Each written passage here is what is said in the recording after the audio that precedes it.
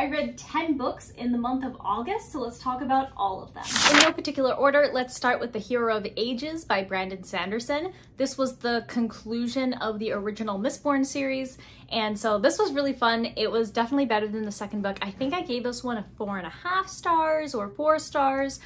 But I really, really enjoyed it. There was a lot of great character growth. There was a lot of good mysteries that were kind of like revealed. And the ending, the more I think about the ending, the more I think I like the ending of this book and how it just wraps everything up and how it sets you up for the Alloy of Law, which is kind of like the continuation of the Mistborn series set many, many years in the future. So that's what I'm actually planning on reading pretty soon to just kind of get my Brenda Sanderson fix. But yeah, as a trilogy, this is a good way to end it. I thought that it was well executed.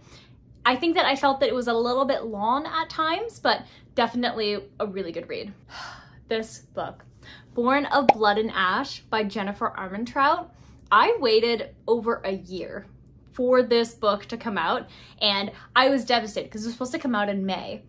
And then it was kind of, the date was pushed later because this book turned out to be a lot longer than Jennifer Armentrout expected, but I loved every second of this book. I give this book a 4.5 stars, and that's only because there was some repetition that I found towards the beginning of the book where it felt like it was just the exact same thing, like over and over and over, and I was like, okay, get on with the story. But everything else, oh, I love this book so much. I literally took a day off of work so I could read this book. I love this series. This was a perfect way to conclude Sarah and Ash's story while still making you want more that you get in the Blood and Ash series. And then I imagine there's going to be novellas about like Sarah and Ash's kids and like all of that. And beautiful. Some of the headcanons that I had were accurate. And I was like, yes!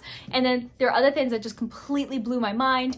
This, everything about this book, this entire series, the From Flesh and Fire series, is a masterpiece. Same with From Blood and Ash. This, if you like fantasy, if you like romantasy, and you haven't read this, you're missing out because it is incredible. It's probably like, this and ACOTAR are tied for my favorite romantasy series, like maybe my favorite series like ever. It is so good. And this book, although gigantic, was worth the read. So good. I miss this series. I don't want it to be over. I have to wait until like next year for the next Blood and Ash book. And I'm like, please, just come out sooner. I love you. Another amazing book that I read in August was When the Moon Hatched by Sarah A. Parker. This book, oh my goodness, it still has a chokehold on me. This is a 5-star read. This is a beautiful dragon book. There is so much interest in lore, the entire like mystery about our main character and the love interest and how you're following these two different timelines at the beginning, one in a diary format, one in the main format. The dragons, like, come on, there's dragons and they're unique dragons and they turn into like moons, and there's just, there's so much, and there's so much mystery and fantasy and magicalness, and it is absolutely gorgeous. And part of me is a little bit like dead inside that this is the first book and that there's no more books yet, because this is still like a new-ish book. It came out this year, but I absolutely love it. I can see this in this book being up there with From Blood and Ash and with ACOTAR. That's how much I love it. This is the romantasy dragon book.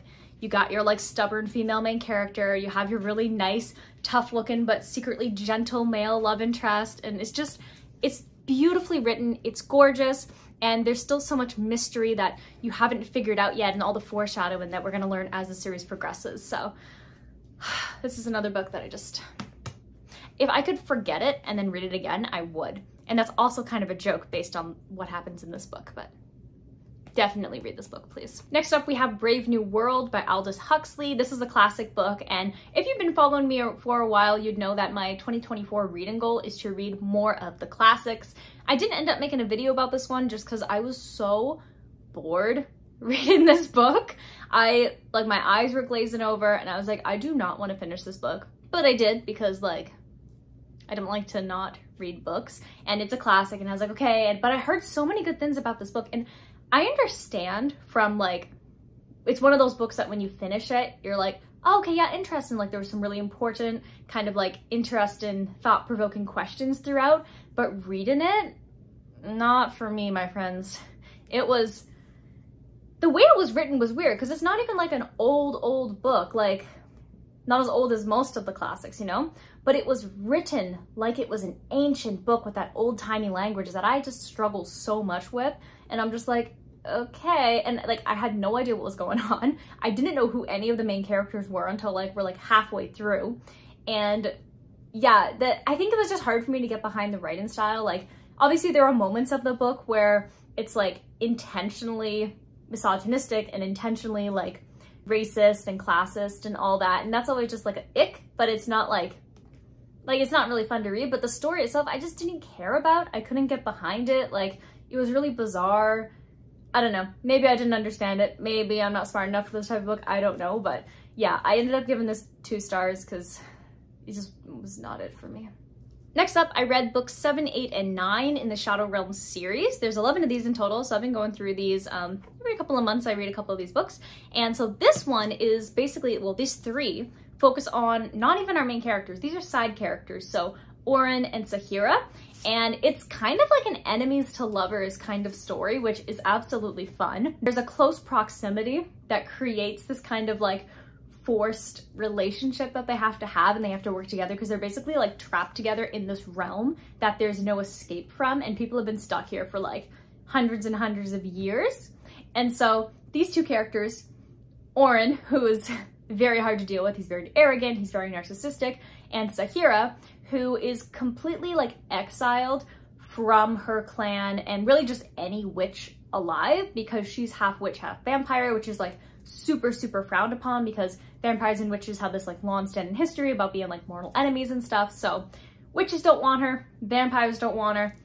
It's a bad time. So she's pretty much an outcast. And so when she gets to this place, she's like, okay, I need to get out of here because the witches and the other creatures here are going to basically try and kill me. And then Oren's like, I know she's gonna figure out how to get out of this. And his ultimate goal is pretty much just to bed her. Like, he has this entire game where he's just trying to get her. But throughout the 3 books, they actually end up falling for each other, and then Oren can't understand it because he's never fallen in love with anybody before. He's always been that kind of player guy. He's never cared about anybody except for himself. And so when they actually like, they're like, oh, I like you. And then he messes everything up and she's like, oh, this guy is using me. He thinks I'm a game. Like, I'm not a game. Like, I'm a human being. Like, I can't deal with him.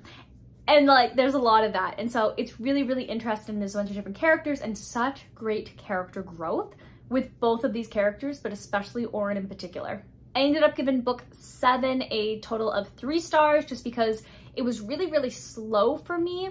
And it just felt like it was dragging on and on and on. But I mean, it made up for it because it's really just like introducing you as the reader to this new realm with new characters, and then like the 2 characters that you've met before in the previous books but are now the sole focus of the story. So I gave it 3 stars for that, but I still enjoyed it. I gave the next one 4 stars, and I enjoyed this one a lot as well. This one was really cool because it's like you're introduced to the world and the characters are actually like out and about and they're doing stuff, and you establish these relationships, and they're basically just trying to figure out how do we get out of this like cursed realm. And the way that this one ended was so good. And then book number 9 is the conclusion of Saphira and Oren's story.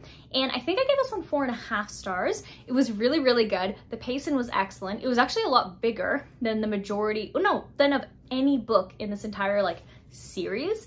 And it was awesome. They finally find out like what the curse on the realm is.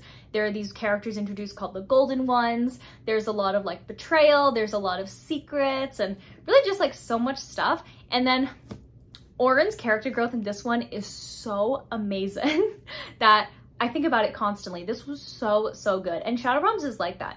The books, the first one is okay, and then they just get better and better and better and better. And because this is like sort of like a series within a series, it makes sense that it was like a little bit slower, and then the books got better and better and better. So yeah, I thoroughly enjoyed these. Next up, we have my Corland's 5 Broken Blades, and I wanted to like this book way more than I actually did. I bought it because it's absolutely gorgeous, and I mean, it looks beautiful on my shelf, so that's a win for me. But I think we learned when I read Sanctuary of Shadow that this does not equal a good book. I would say that this book has all the right ingredients to be a really good book. I ended up giving it 2.5 stars, and that's because there was so much telling instead of shown, and that absolutely just ruined it for me. There was insta romance. Everybody just fell in love with everybody immediately. There was no chemistry, there was no build-up, there was really no proper interactions or small quiet moments or anything. And this entire thing is like completely misleading. It talks about like, let the best liar win, only one can take the crown, but that's not the story. The story is not about a bunch of like killers killing this one guy and then killing each other to get the crown. It's a bunch of killers coming together to get rid of the king guy and then replace him with somebody else. And so it was completely misleading because like I expected the story to be like, wow, like this is going to be so rough. They become friends. And then like, even though they know that they're going to have to kill their friends, but that was not the case at all.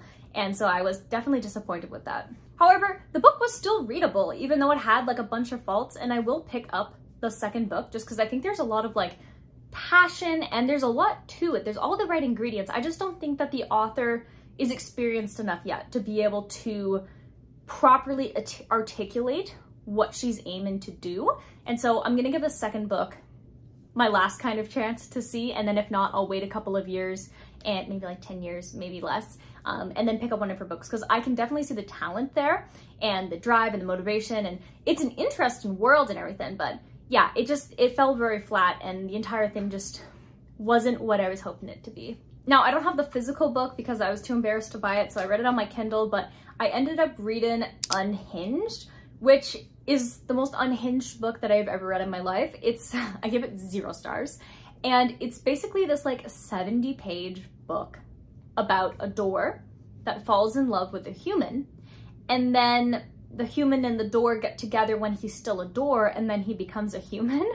And then they stay together as a human, but then he would also randomly turn into a door. And then there's also like a serial killer. Honestly, it's hard to explain what type of book that is.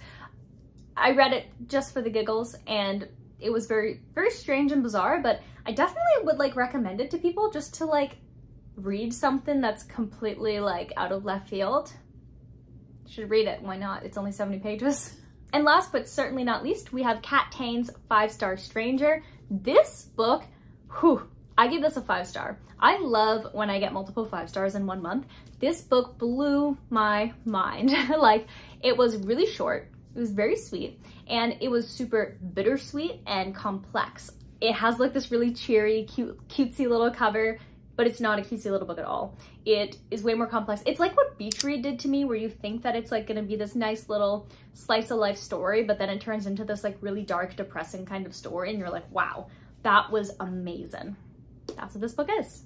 It's basically about a man who you never ever find out his name, and he's a rent-a-stranger, and he's doing it because he feels like he has to make amends for what happened to his mother. He's always painted himself as the villain in every single thing. He's incredibly lonely, and he's always been making himself a supporting character in his own life. He's never the hero in his own story. And so you follow the story of this man who's basically trying to become anybody but himself in this rent-a-stranger role. And then he ends up being like a fake dad for this little girl named Lily, and he does that for like 8+ years, I believe it was. And he ends up actually really caring for the little girl. And then some events ensue, and he realizes that like he actually has to deal with all the hardships that he went through, especially as a kid, as a young adult, and that they're affecting him to this day. And that if he wants to move forward and have a better life, he has to basically accept what happened and grow from it. But he's like constantly running away from it, and then he's running towards it, and then he's running away from it. And it's so awesome, and it's so well done and so well handled and so well written, and it doesn't drag on. It's like barely 200 pages. It is so good. It is so good. I love this book. I love it so much. So these are the 10 books that I read in the month of August. Which one was your favorite, or which one sounds the most interesting to you? Definitely let me know in the comments. Definitely see the types of books that I like to read. So if you're interested in those types of books, or you like to watch people read those types of books, definitely hit the subscribe button if you haven't already, and turn on the bell notification. That way you get notified anytime a new video comes out. If you enjoyed this video and you had a really great August, especially in terms of reading, I know I definitely did. So many 5 stars in here. I'm so happy about it. Definitely hit the like button, and I'll see you in the next video. Bye!